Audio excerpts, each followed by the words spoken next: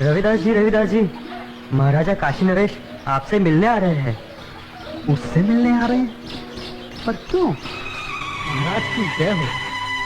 महाराज, आपने आने का कष्ट क्यों किया? अगर मुझसे कुछ अपराध हुआ है तो मुझे बुलावा भेज दिया होता, मैं स्वयं हाजिर हो जाता। वाह ढोंगी वाह, बंद कर अपना भोलेपन का नाटक। महाराज इसके भोलेपन पर मत चलिएगा, बहुत बड़ा ढोंगी और मारा भी। तुम चुप रहो, हमारे सामने फिजूल की बात की तो जुबान कटवा देंगे।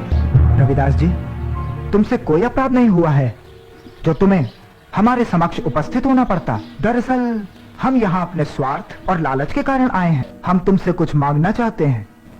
ये आप क्या कह रहे हैं महाराज? मैं गरीब भला आपको क्या दे सकता हूँ? मैं तो जूते बनाकर चमड़े का छोटा मोटा काम करके बड़ी मुश्किल से अपनी गृहस्थी पालता हूँ। आप तो राजा हैं, आपकी कृपा से तो ना जाने कितने घरों के चूल्हे रोज चलते हैं। रविदास जी, हमें इसमें का दूसरा कंगन चाहिए जो केवल तुम ही हमें दे सकते हो। मैं इसमें का दूसरा कंगन मांगना हमारी मजबूरी है। इस कंगन ने हमारी महारानी का मन मोह लिया है। ये कैसे संभव है महाराज? भला मैं इसमें का दूसरा कंगन कैसे दे सकता हूँ? ये तो बड़ा मूल्यवान लगता है और मेरी ये हालत आपसे छुपी हुई नहीं है महाराज। रविदास जी, ये कंगन हमें तुम्हारी बदौलत ही प्राप्त हुआ है। मेरी बदौलत आपको ये कंगन प्राप्त हुआ है? महाराज, मैं कुछ समझा नहीं। हम तुम्हें बतलाते हैं। ये कंगन तुम्हारी भक्ति से प्रसन्न होकर स्वयं गंगा माँ ने तुम्हें भेंट स्वरूप इन लोगों के हाथों में दिया था।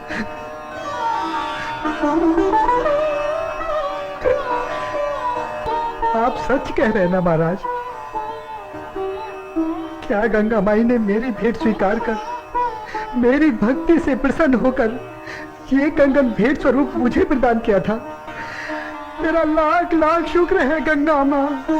तेरे इस आशीर्वाद से तेरा ये रविदास भक्त धन्य हो गया माँ, धन्य हो गया। बंद कर अपनी ये नौटंकी, ये तो सब तेरा रचाया हुआ माया जाल है। मैं भला ऐसा किस लिए करूँगा? प्रसिद्धि पाने के लिए। तेरा छोटी जाति का, तेरा समाज में कोई महत्व तो है नहीं। बस यही सोचकर तूने मायावी चमत्कार किए होंगे ताकि तेरा और तेरी जाति का समाज में कुछ सम्मान हो सके। परंतु तेरा ये सपना कभी पूरा नहीं होगा। अगर तू सचमुच में गंगा माँ का सच्चा भक्त है तो गंगा माँ से दूसरा कंगन इसमें मंगा ले और महाराज को दे दे। गुरुजी, मायावी चमत्कार एक आध बार होते हैं, बार बार नहीं। महाराज चलिए यहाँ से, यहाँ आपको कुछ हासिल नहीं होने वाला।